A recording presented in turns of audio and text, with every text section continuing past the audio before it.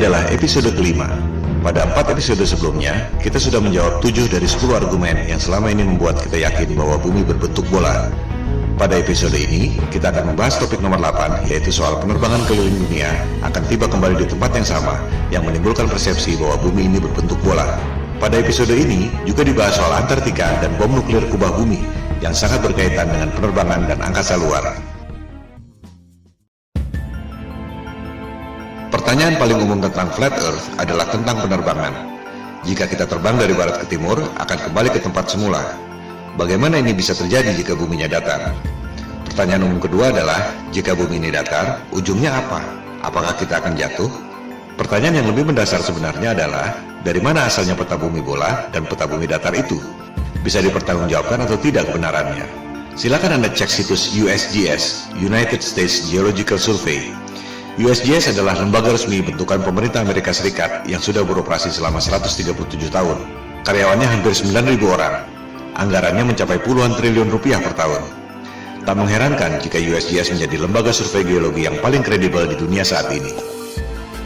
Di situs USGS tentang Map Projections, Anda akan melihat proyeksi peta yang disebut Azimuthal Equidistant, yaitu memproyeksikan peta bumi datar menjadi peta bumi globe.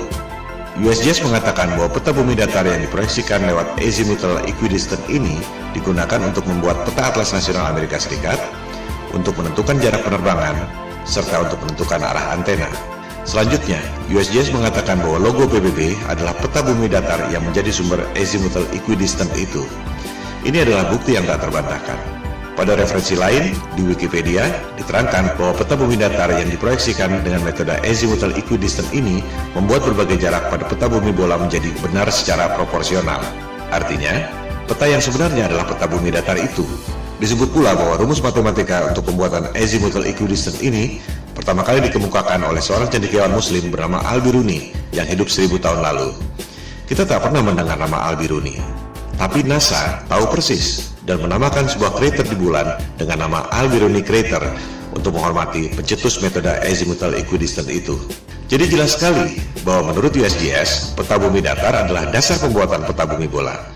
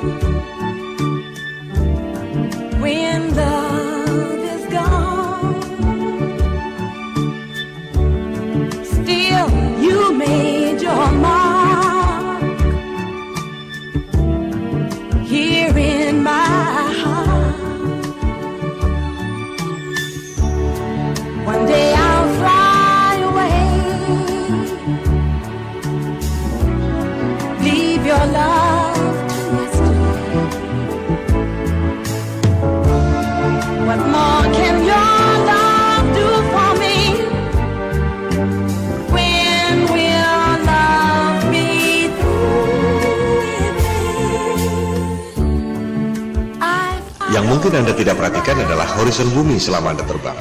Lengkung seperti bola atau lurus dan datar. Berikut adalah time-lapse dari penerbangan Airbus 380 yang direkam pada penerbangan dari LA ke Frankfurt sejauh 9.370 km. Rekaman dilakukan dengan kamera biasa, bukan fish eye lens yang membuat semua tampak lengkung. Mari kita lihat apakah horizon bumi itu lengkung atau datar.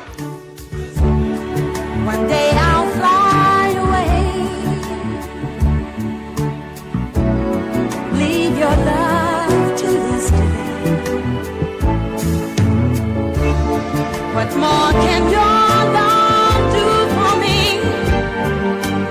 When will love be through with me?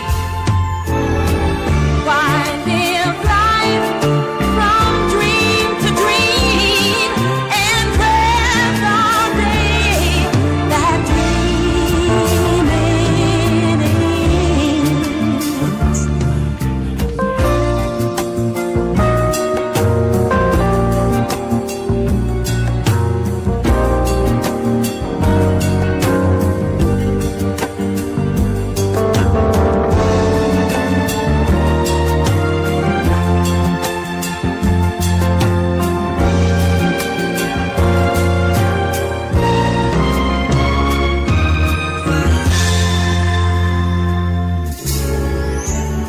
Kembali pada perbandingan kedua peta, tempat-tempat di dekat pusat lingkaran, yakni kutub utara, secara proporsional jaraknya sama.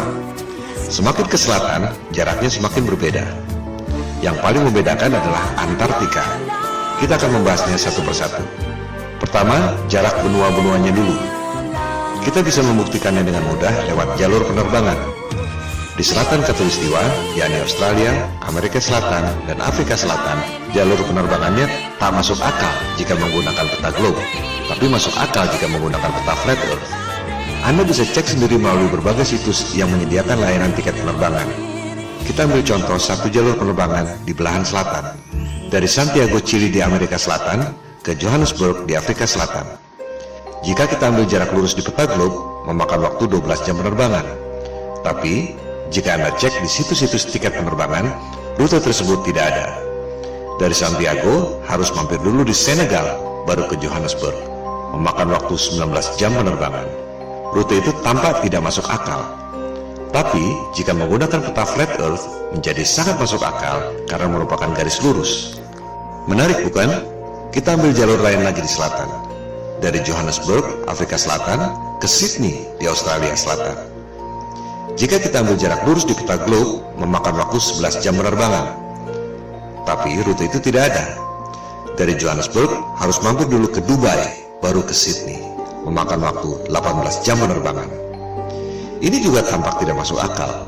Sementara, jika menggunakan peta flat earth, rute Johannesburg, Dubai, Sydney hampir lurus. Mana yang lebih masuk akal buat Anda? Kita ambil contoh ketiga. Sekarang dari Sydney kembali ke Santiago, Chili. Jadinya keliling dunia tapi di bagian selatan Khatulistiwa. Menurut keterangan USGS tentang azimuthal equidistant yang sudah dijelaskan tadi, seluruh jarak di selatan Khatulistiwa pada peta globe memang tidak benar karena jaraknya makin jauh dari pusat lingkaran, yakni kutub utara. Kita lihat, pada peta globe dari Sydney ke Santiago, Chili, jika menggunakan garis lurus memakan waktu 15 jam. Rute itu juga tidak ada. Dari Sydney, harus transit dulu ke LA, baru kemudian ke Santiago. Total 27 jam. Sangat tidak masuk akal. Jika menggunakan peta flat earth, rute Sydney, LA, Santiago itu memang hampir seperti garis lurus.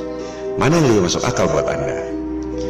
Ini semua adalah indikasi, reasonable doubt, bahwa ada kecurigaan yang beralasan, bukan bukti nyata bahwa rutenya salah. Sebab orang bisa saja mengatakan karena masalah komersial, yaitu transit untuk ambil penumpang. Tapi tetap saja, sebagaimanapun mengambil penumpang, tak akan dilakukan jika rutenya tidak masuk akal. Bukti yang agak telak adalah berita di Daily Mail 13 Oktober 2015 lalu. Pada penerbangan China Airlines dari Bali ke LA, seorang wanita melahirkan di pesawat pada ketinggian 30.000 kaki atau 9,2 km. Pesawat terpaksa melakukan pendaratan emergency di Alaska. Sangat mengherankan bukan? Dari Bali ke LA mendarat emergency di Alaska. Pada peta globe, rutenya seperti ini.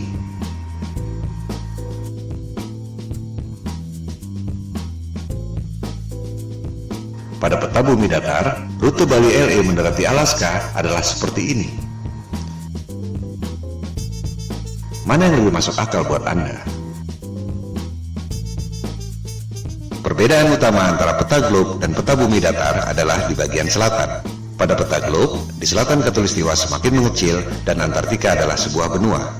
Pada peta bumi datar, di selatan Khatulistiwa semakin membesar dan Antartika adalah lingkaran yang mengelilingi bumi datar.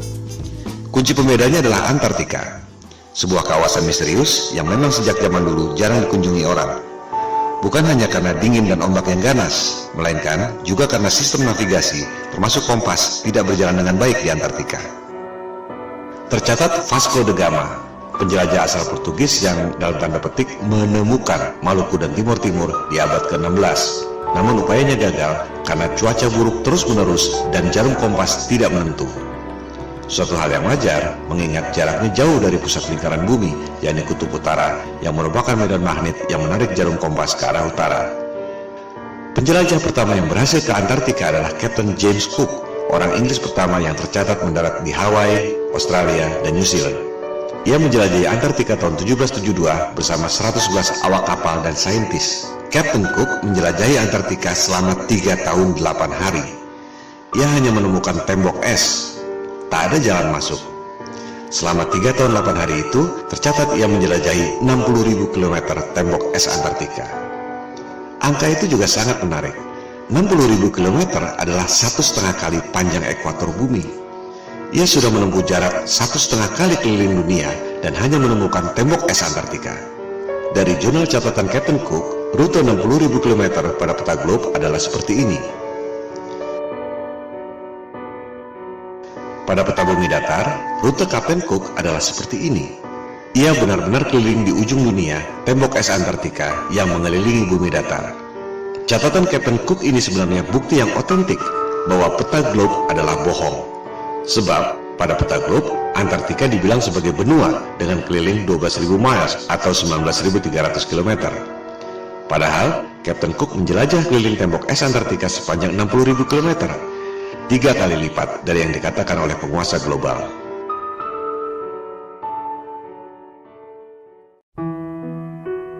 Tokoh paling penting dalam penjelajahan Antartika adalah Admiral Richard E. Byrd. Ini adalah orang yang sangat kredibel. Perwira Angkatan Laut pemegang Medal of Honor, medali tertinggi dalam militer Amerika Serikat. Ia tercatat sebagai orang pertama yang terbang ke kedua kutub, kutub utara dan kutub selatan. Byrd tercatat sebagai admiral termuda dalam sejarah militer Amerika Serikat. Ia diangkat sebagai admiral pada usia 41 tahun. Admiral Byrd pertama kali menjelajah Antartika tahun 1928-1930 dengan 2 kapal laut dan 3 pesawat udara. Byrd kembali menjelajah Antartika tahun 1934. Yang kedua kali itu, ia sendirian, 5 bulan di Antartika. Penjelajahan Antartika ketiga dilakukan tahun 1939-1940, di mana Admiral Byrd ditugaskan oleh pemerintah Amerika Serikat. Yang paling fenomenal adalah penjelajahan keempat, tahun 1946-1947, setelah Perang Dunia Kedua yang terkenal dengan nama Operation High Jump. Admiral Byrd ke Antartika membawa pasukan militer lengkap, 13 kapal laut, termasuk kapal induk, dan 29 pesawat terbang, termasuk helikopter. Ekspedisi Antartika terbesar sepanjang sejarah umat manusia sampai sekarang. Operation High Jump menimbulkan banyak pertanyaan dan spekulasi. Untuk apa membawa pasukan sebanyak itu? Ancaman apa yang mereka khawatirkan sampai harus membawa pasukan sebesar itu? Tujuan yang sesungguhnya tidak terungkap sampai sekarang. Sebagai perwira militer, Admiral Byrd tutup mulut, tak banyak bicara soal itu. Dokumentasi Operation High Jump sempat beredar. Terlihat Admiral Byrd menemukan wilayah di Antartika yang sama sekali tidak ditutupi salju, yang sangat memungkinkan adanya kehidupan.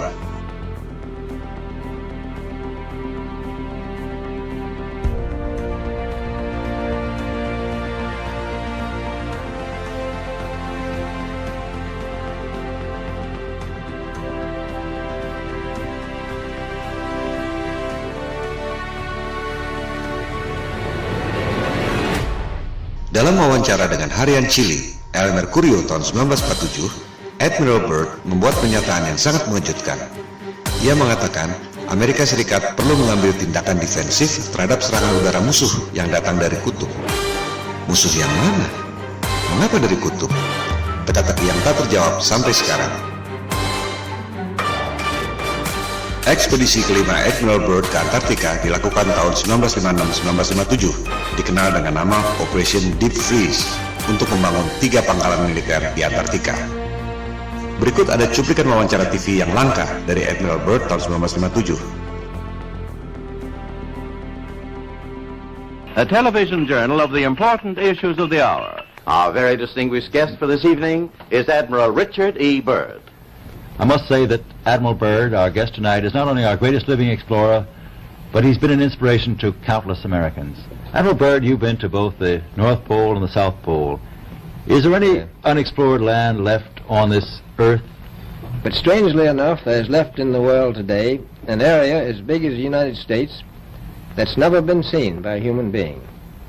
And that's beyond the pole on the other side of the South Pole.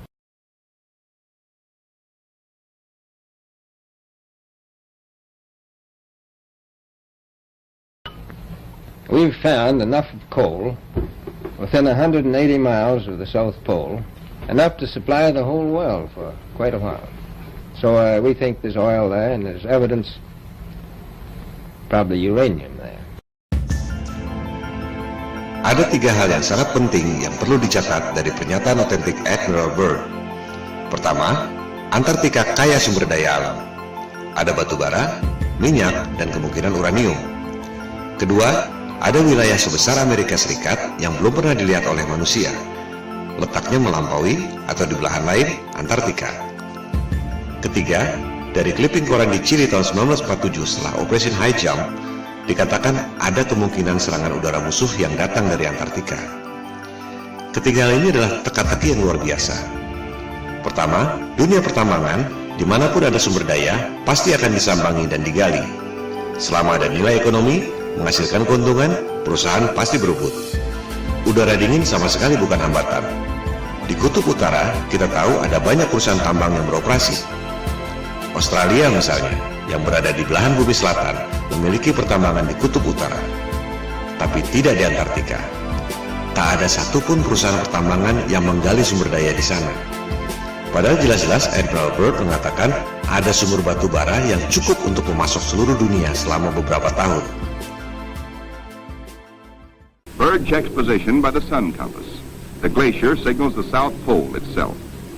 Here, Byrd drops the flags of the United Nations, carefully boxed, a symbol of America's goodwill to all nations. Coal, a mountain of coal. Byrd later declares Antarctic mines, if once tapped, could supply the world's coal needs for centuries.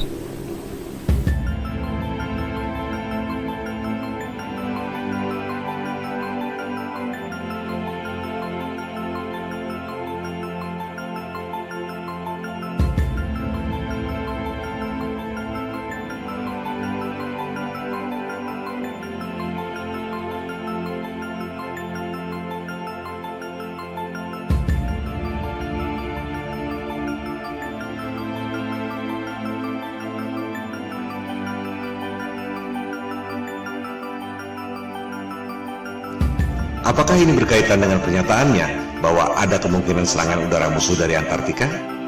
Musuh yang mana? Byrd menyimpan rahasia ini bersama para elit global.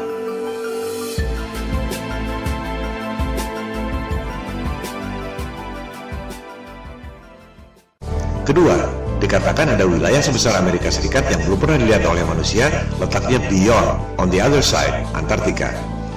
Jelas sekali ia tidak bicara dengan menggunakan peta bumi globe. Sebab, jika terbang melewati Antartika, seharusnya kembali pada 3 benua yang terletak di selatan. Apakah Australia, Amerika Selatan, atau Afrika Selatan? Tapi Byrd mengatakan, jika kita terbang melewati Antartika, justru sampai ke benua lain yang belum pernah dilihat oleh manusia. Tak mungkin jika menggunakan peta globe. Sekali lagi, Admiral Byrd adalah tokoh yang kredibel. Admiral termuda sepanjang sejarah militer Amerika Serikat, pemegang Medal of Honor. Dan kita semua melihat dan mendengar sendiri dari mulutnya, bukan berita hoax atau salah terjemahan. Artinya, informasi ini adalah data yang kredibel, bahwa jika kita melewati Antartika, kita akan menemukan dunia lain, benua yang belum terpetakan. Pada peta bumi datar, yang dipetakan memang hanya sebatas tembok es Antartika yang mengelilingi bumi datar. Tak ada yang tahu apa yang ada di seberang tembok es itu. Kebanyakan orang berpikir bahwa di tembok es itu ada kubah celestial yang tidak kelihatan. Tapi, menurut Byrd, masih ada benua lain di seberang sana. Apakah ini berkaitan dengan pernyataannya tentang ancaman serangan udara musuh dari belahan Antartika? Yang sangat menarik, di Library of Congress, Perpustakaan Kongres Amerika Serikat, Anda dapat menemukan peta seperti ini. Peta itu ditemukan di sebuah kuil di Jepang yang dibuat sekitar 1000 tahun lalu. Kita lihat, yang bulat di tengah itu adalah peta bumi datar, yang juga merupakan logo PBB. Lingkaran putih adalah tembok es Antartika. Di bagian luarnya ada lusinan benua-benua sebesar Amerika. Apakah ini yang dimaksud oleh Admiral Byrd? Kalaupun benar, apakah benua-benua itu ada penghuninya? Manusia atau bukan? Itukah yang dimaksud Byrd sebagai kemungkinan serangan udara musuh dari belahan Antartika? Jangankan pergi ke bulan, Mars, atau Jupiter, di belahan selatan bumi saja masih banyak yang tidak kita ketahui.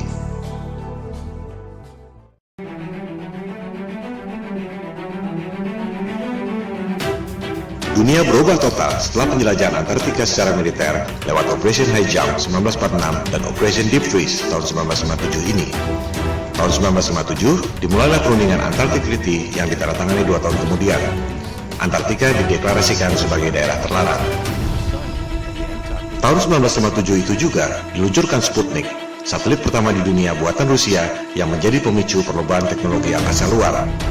NASA didirikan setahun kemudian, tahun 1958. Dari situ, dimulailah berbagai cerita tentang perjalanan ke angkasa luar, pendaratan di bulan, bisnis satelit, pengiriman satelit ke Mars, Jupiter, dan lain-lain. Yang tak banyak orang tahu, tahun 1958 itu juga Amerika Serikat dan Soviet kompak, sama-sama membom nuklir langit selama 4 tahun sampai tahun 1962. Operasi bom nuklir langit ini dinamakan High Altitude Nuclear Explosions atau HANE. Dulu merupakan top secret. Sekarang kita bisa mengetahui detail operasi ini setelah arsip-arsip rahasia itu boleh dipublikasikan 50 tahun kemudian, yaitu 2012 yang lalu. Ini adalah 3 hal yang sangat menarik yang merubah dunia untuk selamanya. Tentu tak ada referensi yang mengatakan bahwa ketiga hal itu saling berkaitan. Sama naifnya dengan berharap tiap negara tak boleh punya rahasia militer dan strategi militer harus diumumkan lewat koran. Dunia tidak berjalan seperti itu. Kita hanya bisa mengetahui hal-hal seperti ini melalui analisis intelijen atau kecerdasan. Hanya otak intel dan detektif yang bisa mendeteksi kaitan dari berbagai indikasi yang ada. Pemicunya adalah operasi militer penjelajahan Antartika lewat Operation High Jump 1946-1947 dan Operation Deep Freeze 1956-1957. Ada wilayah baru kaya sumber daya alam, tapi tak ada yang boleh mengeksplorasi. Ada wilayah sebesar Amerika di seberang, di belahan lain, Antartika. Ada kemungkinan serangan udara lawan yang datang dari belahan Antartika. Lantas, apa yang dilakukan? Ada 3 hal. Politik, tutup Antartika melalui Antarctic Treaty 1957 yang ditandatangani 1959. Tak ada orang yang boleh lewat Antartika. Militer, Amerika Serikat dan Soviet kompak, sama-sama membom nuklir langit selama 4 tahun. High Altitude Nuclear Explosions 1958-1962. Ada tirai celestial, medan elektromagnetik, langit, atau apapun namanya yang tak mempan di bom nuklir selama 4 tahun. Propaganda, penjelajahan angkasa luar, Sputnik yang memicu berdirinya NASA.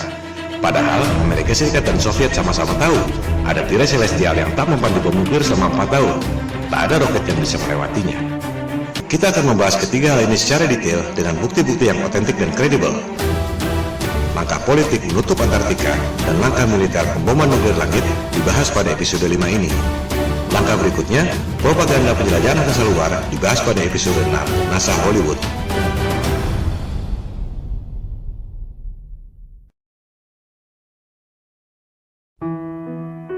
Kita mulai dengan langkah politik, menutup Antartika dari seluruh warga dunia lewat Antarctic Treaty 1959. Antartika berada di bawah pengawasan 12 negara, yaitu Amerika Serikat, Soviet atau Rusia sekarang, Inggris, Prancis, Jepang, Belgia, Norwegia, dan 5 negara di belahan paling selatan dunia, Australia, New Zealand, Argentina, Chili, dan Afrika Selatan. Ini adalah skandal. Semua negara boleh punya rahasia militer dan daerah terlarang. Area 51 atau Pentagon misalnya, atau Istana Negara, sudah pasti orang tak boleh terbang melintasi daerah itu tanpa izin. Tapi bukan berarti tak boleh melintasi satu benua Amerika. Melarang orang melewati satu benua adalah bukti bahwa dunia ini adalah panggung yang dikuasai oleh segelintir dalang. Dunia adalah milik seluruh warga berdasarkan prinsip kesetaraan. Tak ada yang boleh menjadi polisi dunia. Sebab kekuasaan itu cenderung korup dan kekuasaan yang mutlak secara mutlak pasti akan korup. Warga dunia berhak untuk tahu ada apa sebenarnya di Antartika. Jika bumi ini berbentuk bola dan di seberang Antartika adalah belahan bumi kita juga, semua warga berhak untuk tahu. Jika ternyata di seberang Antartika ada dunia lain yang belum pernah dilihat oleh manusia, seperti yang dikatakan oleh Admiral Byrd, warga dunia pun berhak untuk mengetahuinya. Maka kita kembali pada Flat Earth Challenge di awal episode 1. Kita tak perlu buang waktu berdebat kusir soal bentuk dunia. Silakan terbang lintasi Antartika. Anda tak akan dapat melakukannya. Yang dimaksud di sini adalah terbang melintasi Antartika, bukan camping atau terbang di pinggiran. Banyak tur atau camping di pinggiran Antartika. Bukan itu yang dimaksud. Lebih lucu lagi, peserta tur Antartika diminta untuk tidak memotret horizon secara langsung, tapi harus melalui kaca cembung, fish eye lens, agar horizonnya kelihatan lengkung. Ini juga bukti bahwa ada hal yang disembunyikan. Horizon di Antartika kelihatan sekali lurus dan datar, tapi hanya boleh dipotret dengan kaca fish eye agar kelihatan lengkung. Tak ada yang bisa keliling dunia lewat selatan melintasi Antartika. Apa yang disembunyikan di sana? Apa dasarnya 12 negara punya hak lebih dari negara-negara lain di dunia? Di mana itu jargon hak asasi manusia dan demokrasi yang selama ini mereka dengung-dengungkan? Yang ada hanyalah kartel, oligopoli, Homo homini lupus, manusia adalah serigala bagi sesamanya. Ini yang membuat topik Flat Earth booming secara eksponensial sejak November 2015. Jika semua orang lama-lama sadar, satu kebohongan ini akan membongkar kebohongan-kebohongan lainnya. Seperti batu kerikil yang bikin jatuh raksasa. Elit global mulai terpojok. Jumlah mereka hanya sedikit. Tak ada yang bisa melawan people power. Maksud dari pemaparan ini adalah membangkitkan kesadaran. Silakan sebarkan. Silakan lakukan riset sendiri. Silakan buat video sendiri dan tayangkan. Jangan berharap mereka akan mengakui. Standard operating prosedurnya adalah bantah, bantah, dan bantah. Jika Anda memposting soal Flat Earth, jangan kaget jika Anda dihina dan dipermalukan seperti orang yang paling bodoh di dunia. Saran saya, tak perlu ladeni debat kusir. Cukup fokus pada 3 hal, pembuktian secara angka dan fisik. Perhitungan matematik gravitasi, perhitungan matematik gerhana, dan fisik melintasi Antartika. Skakmat.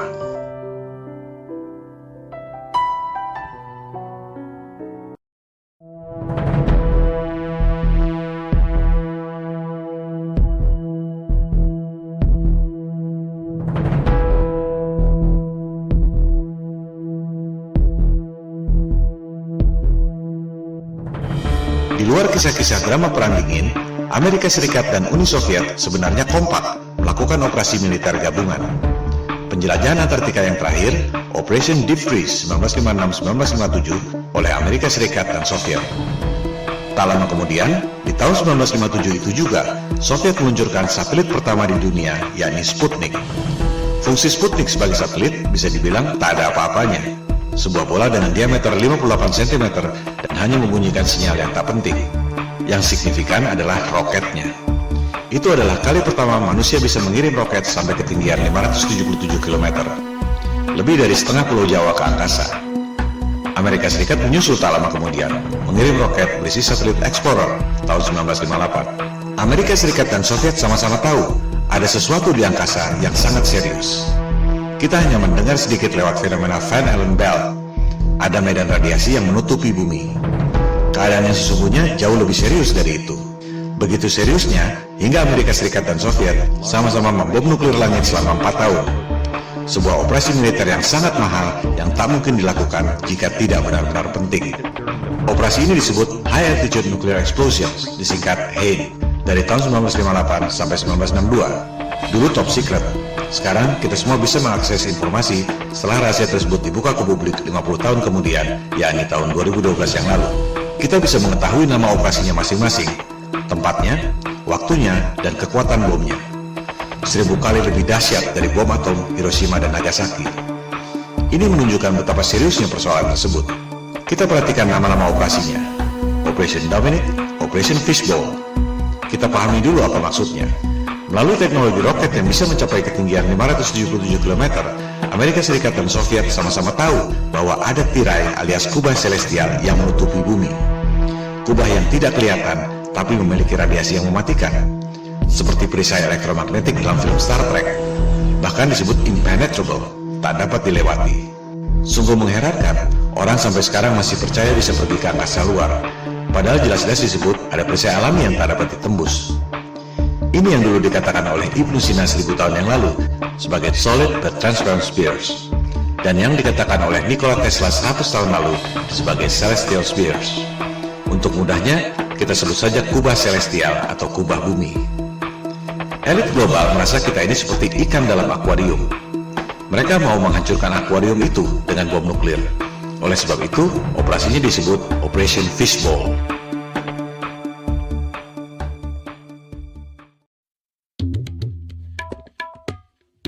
Elit global dan Freemason adalah titisan doktrinal dari Raja Nimrod yang membangun Menara Babel untuk menantang Tuhan yang menciptakan banjir Nabi Nuh. Mereka percaya bahwa yang namanya Paradise alias surga Firdaus adalah Atlantis, sebuah benua yang ditenggelamkan oleh Tuhan lewat banjir Nuh.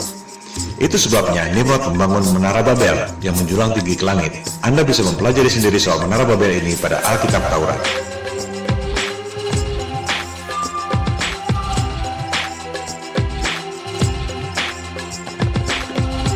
Elit global melakukan hal yang sama, Operation Fishbowl, menghancurkan akuarium alias kubah celestial yang menutupi bumi dengan menggunakan bom nuklir. Persis seperti Raja Nimrod membangun menara Babel menjulang tinggi ke angkasa untuk menantang Tuhan.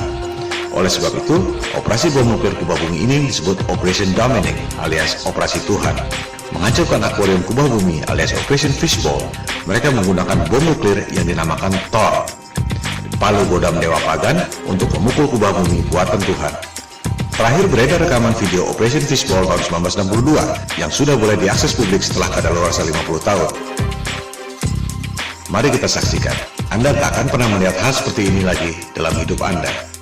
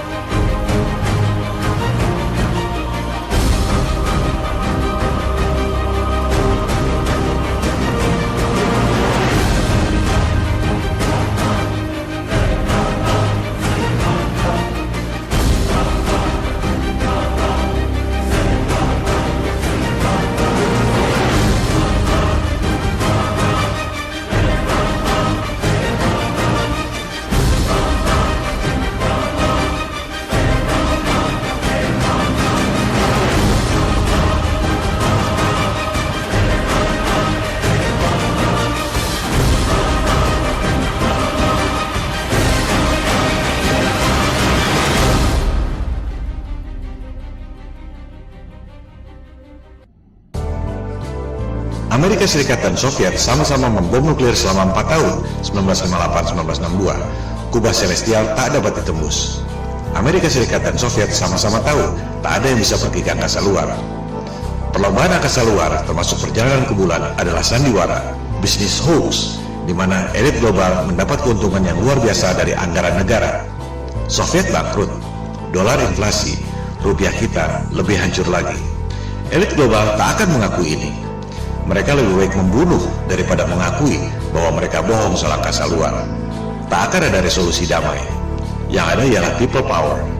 Mosi tidak percaya pada penguasa global yang membuat bangkrut semua negara di dunia lewat hutang-hutang dan financial engineering. Tentang space program yang dilakukan oleh Amerika Serikat, Rusia, China, dan lain-lain akan kita bahas pada episode ke-6 NASA Hollywood. Sementara kita tutup episode ke-5 yang membahas argumen ke-8 bumi bola. Penerbangan keliling dunia dari barat ke timur atau sebaliknya tidak membuktikan bahwa bumi ini berbentuk bola. Sebab perjalanan tersebut sebenarnya adalah seperti jangka yang mengelilingi pusat lingkaran, yakni kutub utara pada bumi datar.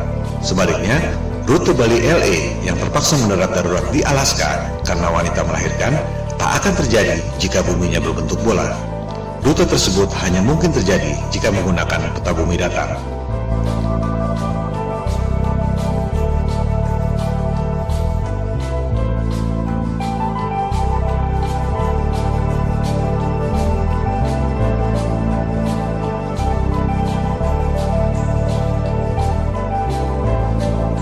Orang bisa terbang keliling dunia dari barat ke timur atau sebaliknya. Tak ada yang bisa keliling dunia dari selatan ke utara, melintasi Antartika. Silakan Anda buktikan sendiri.